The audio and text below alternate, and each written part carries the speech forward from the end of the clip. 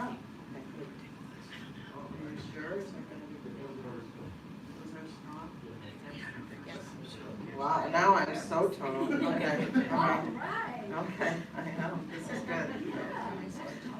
I want to thank everyone for coming, including people in the media, and all of the members of Congress, and also the families who are represented here today. This is transformational auto safety package that will put people's safety and the lives of people first.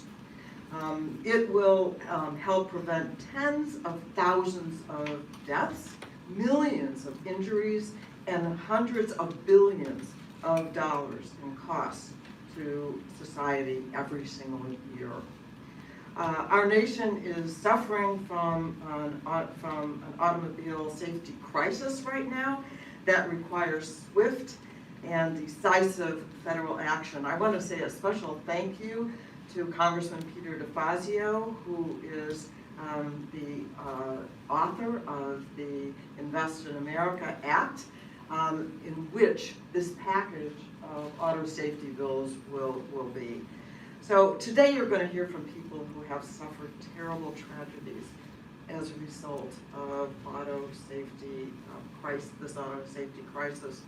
And you know, it's hard for them to come here and to come here and to come here time after time to talk about this, and we're especially grateful to them. So it's very important that we pass the Invest in America Act. Just briefly, the legislation we're going to be talking about is we're going to be able to end the epidemic of hot car deaths. This is a really important time to be talking about that nearly 1,000 babies and toddlers have died in hot cars since 1990. I want to thank Congressman Tim Ryan for partnering with me on this legislation. You'll hear more about it. We are going to hear from Debbie Dingle about her legislation dealing with drunk driving, still a problem in the Halt Drunk Driving Act. You will hear from Kathleen Rice, who will be talking about how we can strengthen seat backs to prevent the collapse of seats during crashes with her Modernizing Seatback Safety Act. You will hear about the Crash Avoidance System Evaluation Act that will protect passengers and bicycles and pedestrians from being hurt. You will hear about the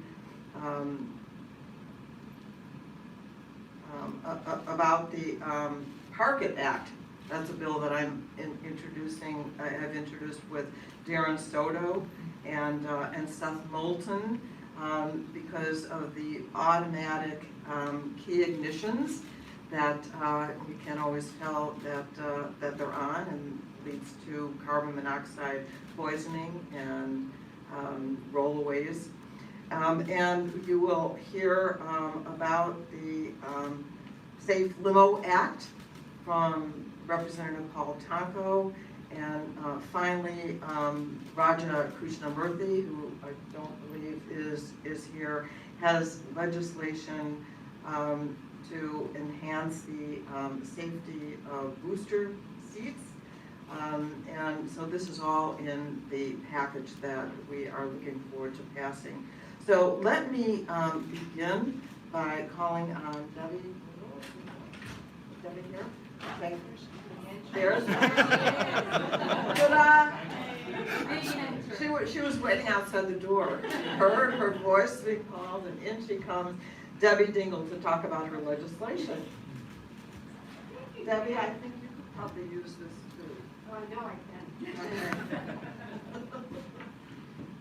Well, hi everyone. If we're all having one of those days, thank you, Jan, for organizing this, and to Reps Ryan, Rice, and Tonko for their advocacy on auto safety. in advancing this auto safety package. And yep, I'm a car girl, and I'm here, and I'm proud of being here today. I'm gonna tell you that.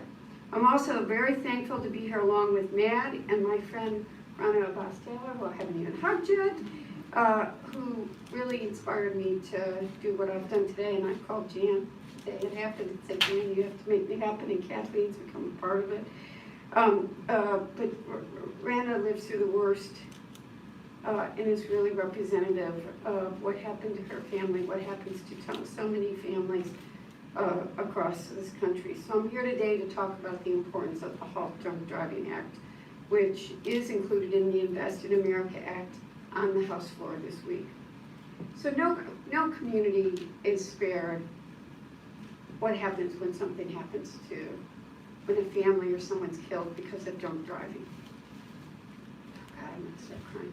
I mean, Rana, I've known her family forever. And when they died, I'm sorry guys, I'm trying to be, I know. When her sister Rima died and her brother-in-law and the 3 kids, I was at the mosque with them. And some of the kids' classmates, some who I knew, some who I didn't, came up to me and said, technology exists. Why have you not done anything to keep this from happening? You're responsible. And you know what?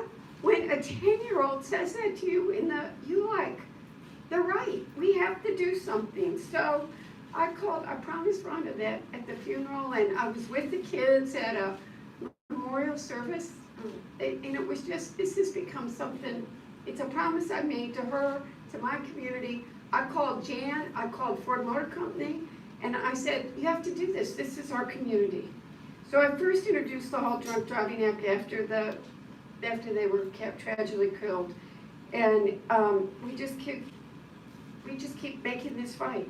And so others have joined me in this, and it's now time. We owe it. Even in my district, in the last month, there have been numerous deaths. There have been like 4 different accidents on the highways of drunk drivers killing people. It's unacceptable.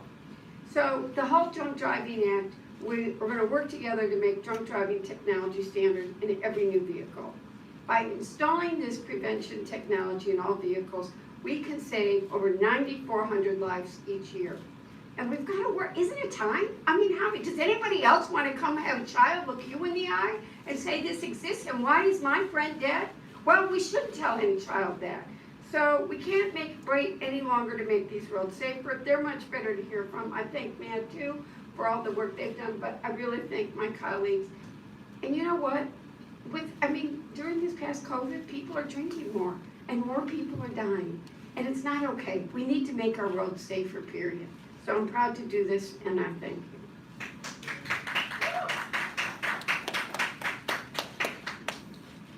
You know what, I told my staff, we need to have Kleenex for this press conference. And now I'm proud to call on Kathleen Rice to talk about her legislation. It would look way too tall if I jumped on that, sorry. Thank you so much to Chair Schakowsky for holding this press conference. And thank you to all of my colleagues and the incredible advocates who are joining us here. You know, before I came to Congress, I made cracking down on drunk driving one of my top priorities when I became the district attorney of my home county, Nassau County on Long Island. I saw too many tragedies, too many families torn apart. It was clear then, and it is clear now, that more needs to be done. I've been working with my friends at MAD for over 15 years now. And while law enforcement strategies are a key part of that effort, I know all too well that they alone are not enough. The punishments don't ever meet the crime. There's no comforting a family member, especially if the person who killed their loved one gets no jail time, which happens in way too many cases. So that's why I'm proud to be a co-lead on Debbie Dingell, Representative Dingell's Halt Drunk Driving Act. By requiring passive drunk driving prevention technology in all newly manufactured cars, for the first time, we can actually stop drunk drivers on the spot before they can even get behind the wheel. I mean, this bill is such a huge deal. You know, people Remember a time when there were no such things as seatbelts or airbags in cars, and the car manufacturers would be out, it's too expensive, it's gonna be too cost prohibitive. Now no one gets in a car without putting their seatbelt on, right? Everyone is grateful that we have airbags. We have this technology that can prevent drunk drivers from starting a car and driving it and killing people, and we have to employ it now. So I'm just so grateful to Representative Dingell, to David McKinley, our Republican co-lead from West Virginia, again, Mothers Against Drunk Driving, and all who are pushing to make this bill law. And while I'm here today, I also want to mention my other bill, the Modernizing Seatbelt Safety Act, which I will offer as an amendment to the Invest in America Act. Seatback collapse during car collisions have been the reason for thousands of deaths. People don't even think about it. You can go online and look at these videos. It is a situation that can be prevented. Tragically, most of those who get hurt or killed are children getting crushed in the back seat when the front seat collapses on top of them. And you see death, permanent injury, brain trauma. It's just horrible. Despite this, the National Highway Traffic Safety Administration has not updated its seatback integrity standards in over 50 years, and that is inexcusable. Their current standard is extraordinarily weak. Most dining room chairs would pass the test. It's dangerous and totally outrageous. So that's why updating these standards should be a quick and easy fix that we know will save countless lives going forward. I would like to thank Jason Levine, who is here today from the Center for Auto Safety. You're going to hear from him as well, for his advocacy on this issue and for working closely with my team on our bill. And of course, I want to thank all of my colleagues here in advance for joining me in support of the amendment ahead of tomorrow's vote. There is no reason why first of all, this is not a partisan issue. So there are Mr. McKinley, our colleague from West Virginia, is a Republican. I defy anyone to walk up to any Republican in the House or in the Senate and say, do you not care about these issues? Everyone does. It's time for us to act, and I want to thank you all for coming today.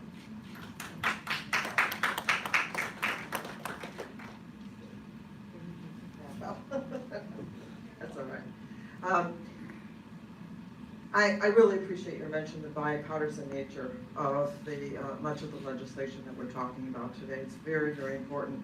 I want now to introduce and call up Representative Paul Tonko, and we'll talk about his limousine legislation.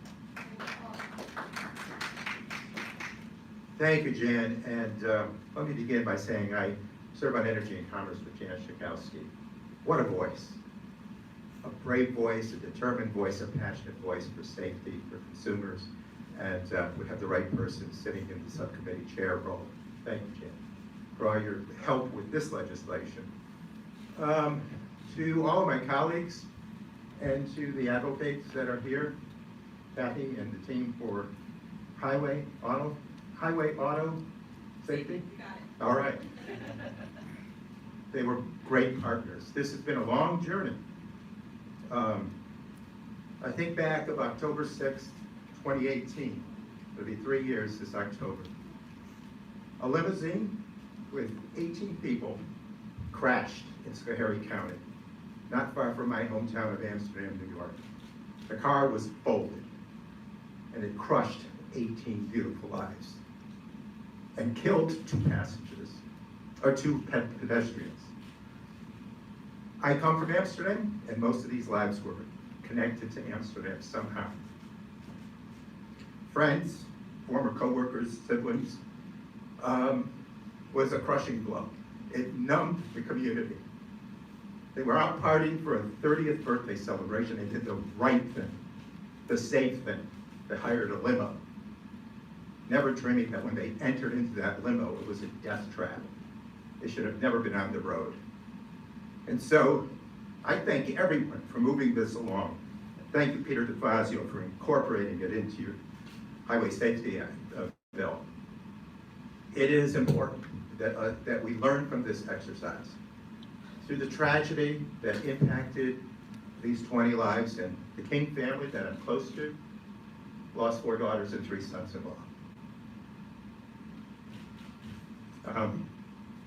A tough blow. I don't know if any of us could put another foot forward after some kind of news like that. But I've connected with them after the tragedy and then met a family from Long Island that had a similar tragedy earlier. And together, we walked the walk of reform. And we're determined to fix this system. And so what we have here is legislation, and thank you, Jane, for your help, to make certain that we provide for much stricter limousine safety rules and standards, to get vehicles off the road that ought not be on the road, and to close loopholes that just should not allow people to escape responsibility.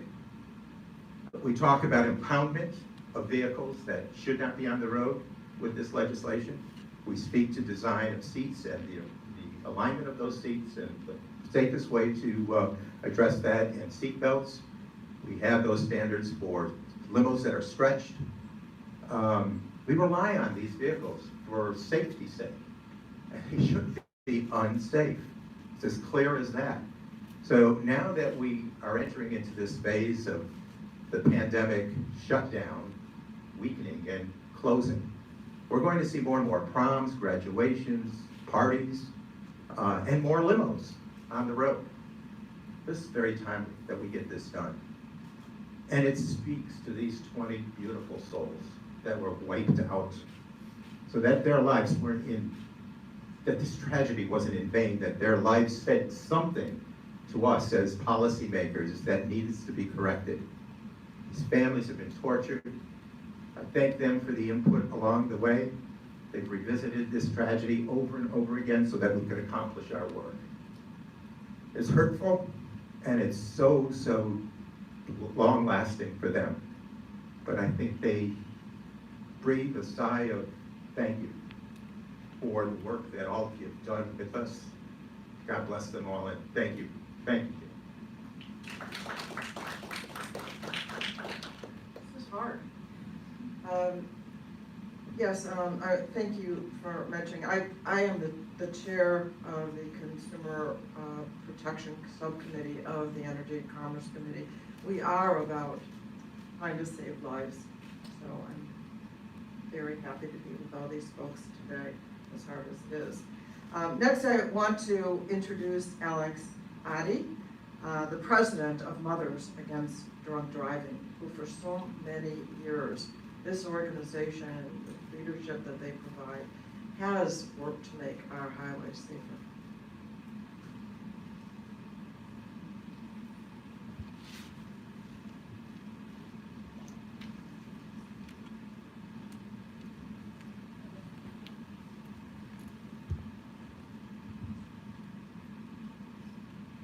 Hi, my name is Alex Addy, and I'm the National President of Mothers Against Drunk Driving. With me here today are several MAD victims, including Ken Snyder, whose daughter Katie was killed by a drunk driver 3 years ago. As one of the nearly 1 million victims MAD has served, I want to genuinely thank Chairwoman Schakowsky, Representatives Dingell and Rice for your leadership in promoting auto safety in the Invest in America Act. With passage of the drunk driving prevention provisions in this bill, we can end drunk driving even faster than the bill which passed the House last year. 2 days from now, on Friday, I will honor the 11-year anniversary of the day someone else got to make the choice for me.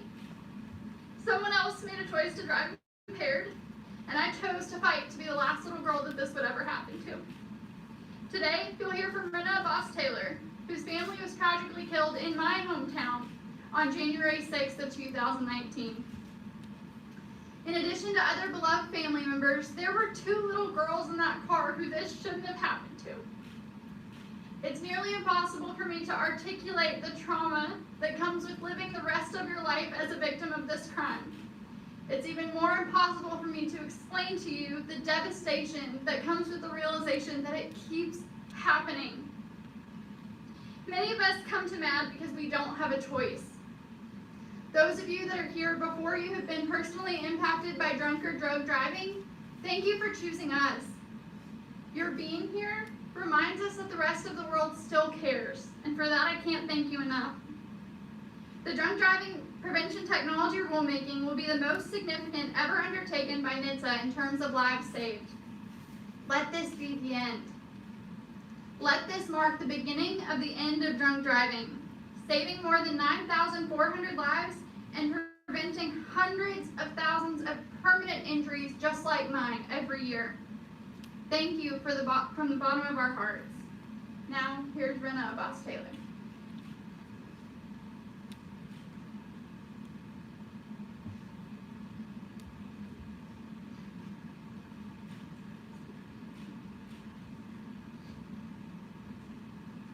Good afternoon. It's an honor for my husband Tom and I to be here representing MAD and millions of drunk driving victims. On January 6, 2019, my world, the only one I had ever known, fell to pieces. In a split second, I lost nearly my entire family because a drunk driver was able to get behind the wheel of a vehicle, take that vehicle on the wrong side of the same freeway that my family was driving on and collide with them head on. Killed instantly was my 38-year-old sister Rima, my only sibling and best friend, my 42-year-old brother-in-law, Isam, my two nieces, Isabella and Giselle, ages 12 and 7, and my only nephew, Ollie, who was 13. They were returning home to Northville, Michigan for my family vacation in Florida. The individual who killed my family near Lexington, Kentucky, had a blood alcohol concentration nearly 4 times the legal limit, a level so high it is lethal. Yet he was able to operate a vehicle in this condition and senselessly wipe out the lives of 5 incredible people, an entire family. It has been nearly 2.5 years now, but the pain and shock of this tragedy has not worn off. I doubt it ever will. I continue to struggle to adequately articulate the magnitude of this loss. I want to take a moment to thank Congresswoman Debbie Dingell for her swift action and steadfast commitment to end drunk driving.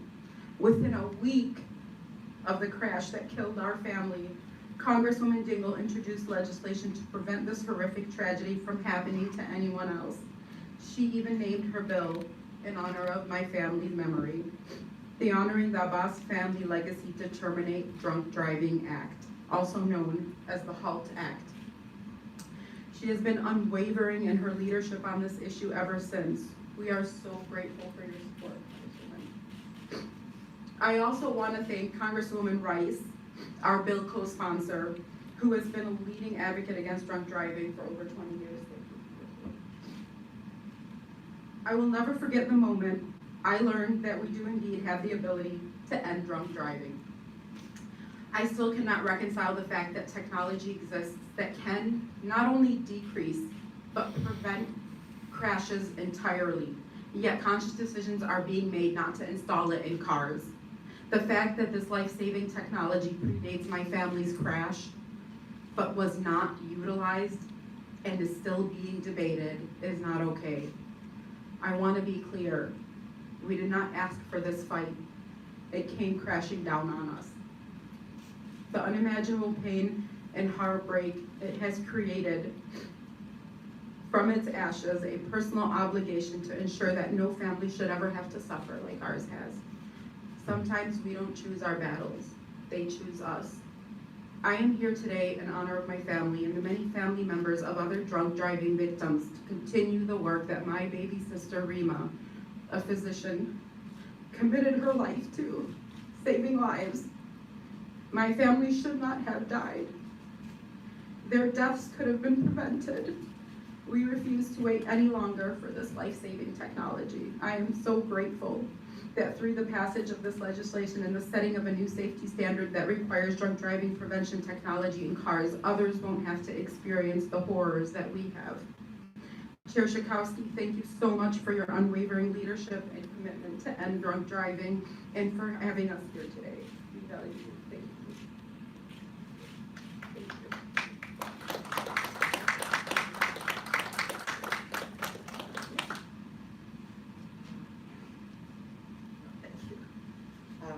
And now let me introduce Jason Levine, who is the president of the Center for Auto Safety, to give a presentation. Good afternoon, everyone. Good afternoon, everyone, and thank you, Chairman Schakowsky. Can you guys bring me one of these chairs here? Today, we're here to talk about leadership and courage. Far too often, vehicle safety takes a backseat in conversations regarding infrastructure or innovation. But the opposite is true of the INVEST Act. The INVEST Act contains landmark provisions, which, if enacted, have the potential to make a significant and lasting impact on the more than 100 Americans killed every day, either in a vehicle or when they are hit by one. The 2.5 million Americans who are seriously injured every year in a car crash, and the estimated $1 trillion annual hit to our economy caused by crashes that technology can often prevent. As a result of the leadership of Representatives Schakowsky, Rice, Dingell, Tonko, and many others, the INVEST Act recognizes the potential for improved technology, and new standards play an important role in safety. Among many other consumer vehicle safety provisions, the INVEST Act requires rules be written by a date certain to employ advanced technology to address the more than 10,000 deaths every year associated with impaired driving. It requires deployment of crash avoidance technology, including automatic emergency braking, blind spot warning, based on objective performance standards. It requires research followed by rulemaking into driver monitoring systems to help combat drowsy and distracted driving. It requires an update to the completely out-of-date 5-star crash rating system by requiring new tests, test dummies, and provisions to help protect vulnerable road users, thus giving consumers useful comparative safety information. And it also, hopefully, will contain an additional provision sponsored by Representative Rice, co-sponsored by Chairwoman Schakowsky, that takes on the need to modernize the seatback safety standard that can be passed by this chair. The 1967 seatback standard has always been inadequate, with its main contribution to consumers having been catastrophic suffering. In 2019, career staff, the National Highway Traffic Safety Administration, published this research with potential solutions that would cost less than $5 per seat to fix this problem. The Modernizing Seatback Safety Act, if enacted, can help prevent many of the estimated 50 child deaths, adult deaths, and countless injuries, because we don't even count them very well, that happen every year due to seatback failures. In a few minutes, Ted Schwab is going to share his experience as a parent of a child who was in one of these crashes. And the trauma, not only of Teddy's fractured skull, which is on this picture behind us, but of the realization that he and thousands of other families were let down by their government, which allowed an inadequate standard to stay on the books since before man walked on the moon. On behalf of the Center for Auto Safety, we want to honor the courage of Ted, his wife Claire, and of course Teddy, and the many other families that have been impacted by this tragedy. We also want to honor the courage of all the advocates here today. It is awe-inspiring to me every single time we have the opportunity to just hear these stories and the recognition that they're telling their stories so others don't have to share their pain. Thank you.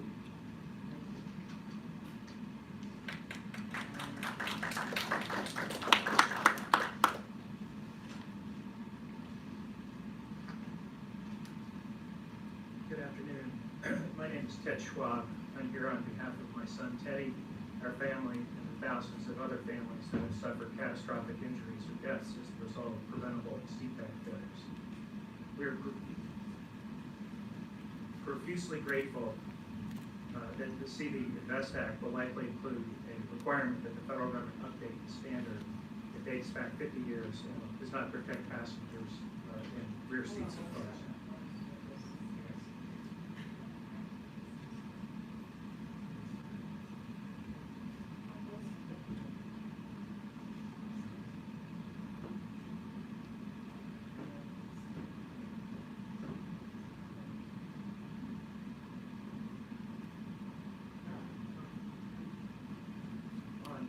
March 25th, 2016, Teddy was nearly killed in a rear-end collision in Richland, South Carolina. The first responders believed he would die, but he survived. He was in a coma for a month, had a surgery to reconstruct his skull and face, and spent another month in inpatient rehab, and spent the last 5 years in intensive physical, cognitive, educational, hyperbaric, and other therapies. While we're hoping and praying that Teddy, for a positive outcome for Teddy, we have no idea where he will end up, if he will be able to drive, what level of educational, professional, social attainment he may achieve. And while we're doing everything to help him recover, our family has suffered crushing financial losses and stress from the litigation related to the accident. We're the lucky ones. Parents, we have come to know, like Michelle and Jason Fraser and their courageous daughter, Jay Faye, face much harder paths than we do. Parents like Liz and Andy Warner will never get to see their daughter, Taylor Grace, grow up after she died in a rear-end collision at 17 months. It was only after our crash that we discovered that these crashes are happening all the time. It was only then that we learned from the Center for Auto Safety that efforts to update the standard that had been written in 1967 had not been successful. We are so profusely grateful for Congressman Rice and Chairwoman Schakowsky's, including the in the INVEST Act, the standard that would modernize the regulations around CPAC. It's incredible that for $5 a chair, this doesn't have to happen. We hope the Senate will act quickly to finish what the House is starting, and we hope families in the future will be spared what we all have endured. Thank you for your time.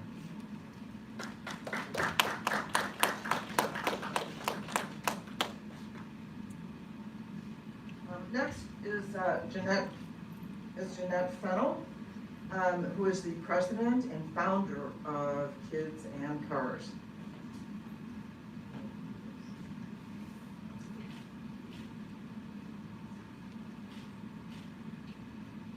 Thank you, Jen, and all these wonderful members of Congress. I'm so happy to be here today. As Jen said, I'm Jeanette Fennell, and I'm the president and founder of a national nonprofit organization called Kids and Cars Safety. And what we do is work to keep children and pets safe in and around motor vehicles. My statement today is going to be short, direct, and to the point. We've been coming to Washington, D.C. for years. Check that, actually decades, to try to get technology added to our vehicles so our precious little ones do not have to die. And what has happened over those years? 1,000 deaths. 1,000 deaths of babies. 90% of children who die in hot cars are age 3 or younger. This inaction is totally unacceptable and of course has real consequences when we don't get it added to our vehicles. This is a non-partisan issue. The action needed is detection technology to our vehicles that can alert the driver or anyone else in the area that a young child might need some assistance. You know, in the mid-1990s, we made a very dramatic change in the way that we transport our children. We put them in the back seat because we said that was safer. Passed a lot of laws to make sure they were in the back seat, and then to make them even safer, we made them rear-facing. We absolutely hid those children from the driver. We are asking today that the Hot Cars Act is passed absolutely as soon as possible. You know, the auto industry knows we're human. It reminds me, if we don't have our seatbelt on, it tells us if our gas is getting low. Or it even can tell us to turn off our headlights. In some cars, it automatically turns them off. Lots of reminders, but the most important reminder is not there. And that is something to let you know if a child's been left behind. We cannot wait any longer. It's unconscionable that we have not added this technology to our vehicles. What we need to do is to detect, to protect. Thank you.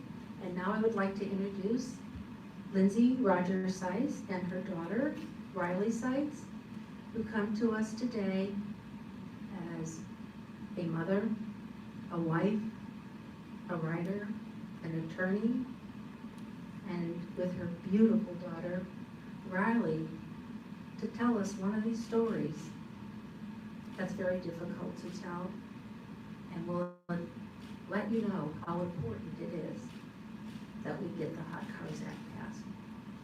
Lindsay?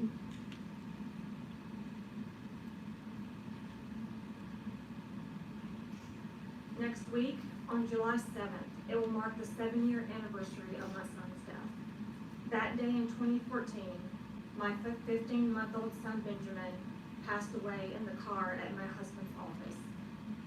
My husband was not texting while he drove, he was not on a call, he was not late for a meeting. He simply took the wrong turn and forgot to drop Benjamin off at daycare. We had simply had a change in routine that morning. According to David Diamond, a neuroscientist and expert in the field, my husband's habitual memory, or autopilot, took over for his prospective memory, which plans tasks that will happen as the day progresses. No words I share today can describe the pain of losing a child through a tragic event like this. I still remember his laugh, his smile, his blue eyes, and golden curls. The day before he died, he said "Mama" for the first time. People often tell me you must just simply move on. That is not a true statement. Families do not move on. We are broken and have a piece of our heart missing forever. Time just helps to dull the senses. Tragedies like this do not only destroy families, but they uproot entire communities. My small Connecticut town where this happened was also torn apart due to this tragedy. My daughters, one who stands here today, lost their only brother. The most tragic part of all of this is that it is entirely preventable. In September of 2014, I stood before the acting administrator of the National Highway Traffic Safety Administration and other congressmen pleading for action. It is June 30th, 2021, and nothing has been done. Since that day in 2014, another 250 children have died in hot car deaths. Since 1990, tens of thousands of children have been left in cars with almost 1,000 deaths. This is entirely unacceptable. Families continue to be torn apart by a lifetime of grief. Car manufacturers have known of this problem for decades, yet why do they not install these readily available solutions that can detect the presence of a child and alert others that they are in danger? Education alone is not working, it is not enough. Members of Congress, we are calling you to action. The technology is there, it already exists, and is not expensive. It is time that we require car manufacturers to implement these changes to save lives. We cannot lose another 1,000 children. This is not the first time Congress has acted. In 2008, it passed a bill requiring cars have rear view camera technology, which we all know is a part of the cars we drive and has surely saved thousands of lives. Now it is time to prevent heat stroke deaths. My daughter, standing beside me, took my hand after we informed her that her brother had died and told me that we would all be okay because she loved me. She told me that I just had to keep breathing. Well, I did. I kept breathing. But a day does not pass that I do not want to kiss my son again, to hold him. He would be 8 years old today in 3rd grade. I have learned how to be happy again, how to love again and forgive. That process has taken years and has been fraught with many bumps in the road, but we will never be the same. I would not wish this burden on anyone, and I plead with Congress to listen to advocates and families, heed the warnings from the experts, understand the problem, and act. We respectfully request that you pass the Hot Cars Act of 2021 this year. Thank you.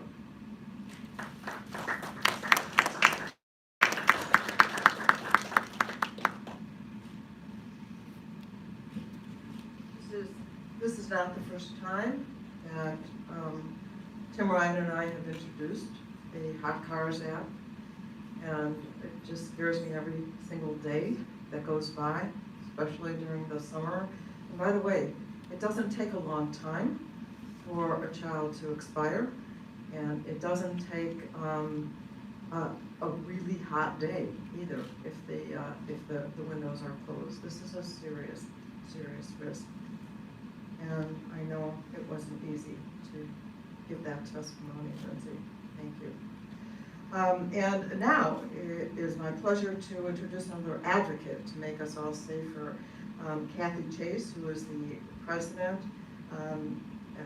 Advocates for Highway Safety, to talk about where we can go from here.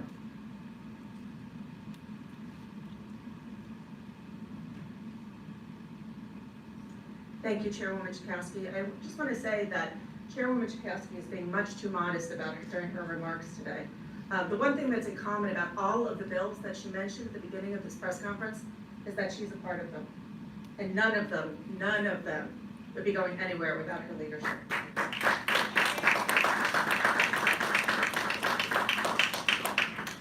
Good afternoon, I'm Kathy Chase. I'm the president of Advocates for Highway and Auto Safety. Over the 5-year time period of the Invest in America Act, nearly 200,000 people will be needlessly killed and 14 million more injured in motor vehicle crashes without bold, yet completely common sense and research-based policy improvements. Thankfully, the members of Congress here today and others have chosen to say this death and injury toll is inexcusable, insufferable, and intolerable. They have led with action and determination, bolstered by the bravery and personal sacrifices of the families here today and throughout the country, who share their living nightmares to advocate for policy changes to protect us all. It is incumbent upon us to respect and honor their loved ones by advancing proven solutions that prevent future tragedies. We have technological solutions to accomplish this achievable goal, and this chart behind the chairwoman demonstrates it. The Insurance Institute for Highway Safety has proven that automatic emergency braking, or AEB, will reduce front-to-rear car crashes by 50% and large truck crashes by 40%. Yet some automakers still upcharge for these features, known as advanced driver assistance systems. This inequitable practice endangers families who cannot afford to pay more for this life-saving equipment, and everyone sharing the roadways with them. We commend the House for including this requirement in the Invest in America Act for cars and large trucks. It is truly a game changer to curb persistent roadway threats, such as drunk, drugged, distracted, and drowsy driving. However, there is a legal loophole for small to medium-sized trucks, like the ones that drive through our neighborhoods every day to make next-day e-commerce deliveries. As Congress continues consideration of the transportation bill, we need a course correction on this omission to make sure all road users, pedestrians, bicyclists, children playing in the front of their houses, and other vulnerable road users will be protected by verified safety technology. Numerous other sections of the Invest in America Act move the ball forward on promising technologies. We have long stood arm in arm with MAD to end impaired driving. The Insurance Institute for Highway Safety estimates that widespread deployment of impaired driving prevention technology will save more than 9,000 lives every year. Thank you, Congresswoman Dingell, Chairwoman Schakowsky, Congresswoman Rice, and all of the sponsors of the Halt Drunk Driving Act, which is included in the Invest in America Act. The bill also addresses the tragedy of hot car deaths of children in technology, a detection and alert system requirement. I'd like to thank the leading property casualty insurance companies and trade associations on Advocates Board that sent a letter in support of this provision to Congress today. There are many, many other noteworthy auto safety provisions in the Invest in America Act, including ending keyless ignition problems, improving the seatback standard, updating the new car assessment program, enhancing limousine safety, and prioritizing the safety of vulnerable road users through a safe system approach, among others. I encourage you to go to our website, which is saferoads.org, to see our safety spotlights, which provide a comprehensive explanation of the safety sections, and then contact your member of Congress and urge them to support them. Must-pass, multi-year transportation bills like the Invest in America Act have traditionally featured safety upgrades. As the House passes this bill, and then the Senate considers its bill in the next few weeks, we urge Congress to meet the moment, reject dangerous anti-safety industry carve-outs and exemptions, and truly advance safety for everyone. Thank you again for the opportunity, Chairwoman and members of Congress. It's been an honor to work with you and your staffs who are tireless in these efforts, I know, because we talk to them around the clock. So thank you, we're gonna get this done. And last but certainly not least, I want to introduce you to William Wallace, who is the manager of safety policy for Consumer Reports. Thank you, Will.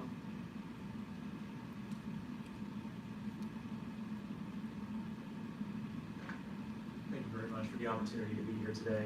I really appreciate the introduction. And I appreciate everyone, all the lawmakers here for their leadership on auto safety at a crucial time when truly we must address this terrible toll on our roads. Consumer Reports is an independent, nonprofit, nonpartisan organization. People know us for our magazine, they know us for product testing, they know us for surveys. We also have an advocacy and grassroots mobilization division, and we're here today to stand up for auto safety and express our strong support for the Invest in America Act and the safety provisions that are contained within the legislation. We fight for a safe marketplace. We're a data-driven organization, a science organization. Right now, the terrible toll on our roads, 38,000 people who die on our roads every year, millions of people injured. Addressing that requires strong leadership to pass new laws. That is what you see right here. You see it with the lawmakers, and you see it with the courage and the power of those who have lost loved ones, and who are here to tell America, tell Congress, that this is what must be done right now. The Invest in America Act, and specifically its safety provisions, are transformative and necessary. The bill follows the data and offers real solutions. The road safety provisions in the bill would make sure that proven safety technology comes standard on all new cars. It would make sure to strengthen the 5-star safety ratings, which frankly just aren't that useful anymore for people when every car gets a 4-star or a 5-star rating. A CR analysis conducted last year found that if existing technology became standard on all new cars, we could cut road deaths in half. Let me repeat that. We could cut road deaths in half by taking existing technology that already is in some cars and making sure that it comes standard in all cars. And that's what this bill would do. It would save at least 20,000 lives. It would also eliminate the upcharging that my colleague Kathy was referring to. Another CR analysis last year found that it's very common for automakers to charge $2,000 or more for a premium package containing life-saving safety features. Safety shouldn't be a luxury. Safety should come standard on every single new car. We strongly support the 21st Century Smart Cars Act, and thank you for your leadership. We also support the 5 stars for Safe Cars Act. We strongly support the Hot Cars Act, the Park It Act, other legislation that's included here, including legislation to make drunk driving prevention technology standard. We really appreciate Representative Rice's leadership on seatback safety and Representative Tonko's on limousine safety. The bill would also make sure that underride crashes are addressed, and we hope to see that provision in the bill continue to move forward and strengthen as it goes. Thank you once again for the opportunity to be here on behalf of Consumer Reports. We strongly support the Invest in America Act, and especially the safety provisions therein. They should become law.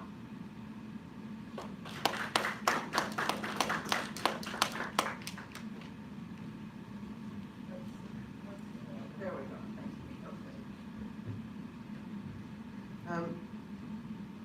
You've heard from all the speakers. And the one thing I wanted to point out is when you hear the heartbreaking stories, the important thing to remember is that these tragedies are not necessary, that we can do something about them.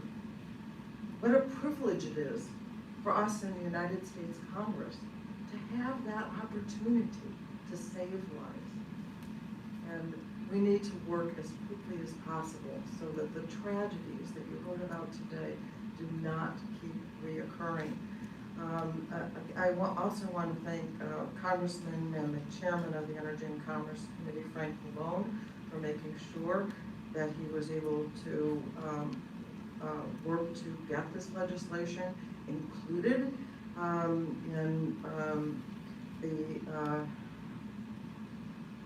to be included in the legislation that we've been pushing today. The Invest in America Act, and we look forward to passing that. Thank you for sticking around today and to hearing these wonderful speakers talk about how important this is to get done. Appreciate it.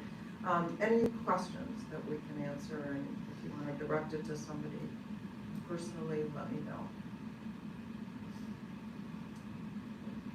Then once again, let me just thank all our witnesses, all the experts, and all the members of Congress who are working on this. You know, while I got you, let me just tell you, I was the sponsor of the bill that required rear view cameras. From the day that it passed the Congress, it took another 10 years for the legislation actually to go into effect, but it happened. And again, families kept coming back and talking about, in some cases, how they ran over their own children or a grandchild. And they would come once a year, twice a year to tell that story and bring pictures like we're seeing today. It's necessary. And so I think we all feel a deep obligation to make these laws in order and to save lives. Thank you so much, everybody.